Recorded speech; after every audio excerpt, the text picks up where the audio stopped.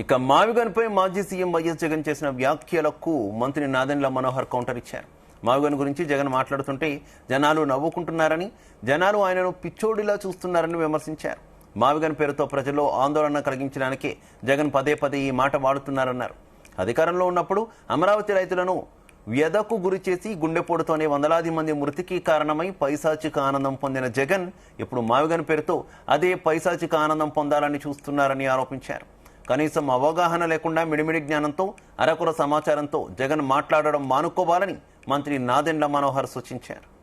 చంద్రబాబు నాయుడు గారిని మావిగన్ విషయం గురించి ప్రస్తావిస్తూ అమరావతి రైతులు పడిన క్షోభ, వాళ్ళు చేసిన త్యాగానికి మీరు గుర్తించకపోగా ఎంతమంది పాపం గుండెపాటుతో మృతి చెందారు, ఎంతమంది మహిళలు ఆవేదనతో రోడ్డుపైన వచ్చి బాధపడ్డారు.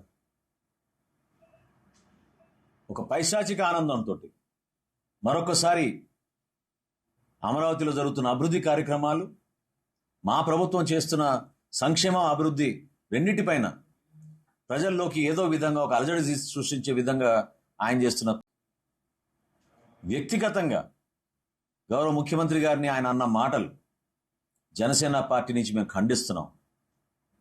రాజకీయ వ్యవస్థలో గౌరవం నిలబెట్టుకునే విధంగా ఒక బాధ్యత కలిగిన వ్యక్తిగా మీరు ఈరోజు చంద్రబాబు నాయుడు గారిని ఉద్దేశించి అన్న మాటలు అది చాలా చాలా పొరపాటు.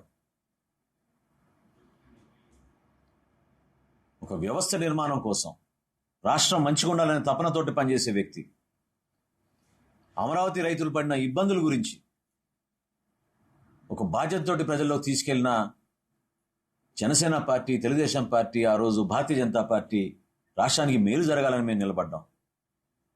అంతేగాని మావిగన్ అంటే ఎవరో భయపడతారనో నవ్వుతున్నారు జనం.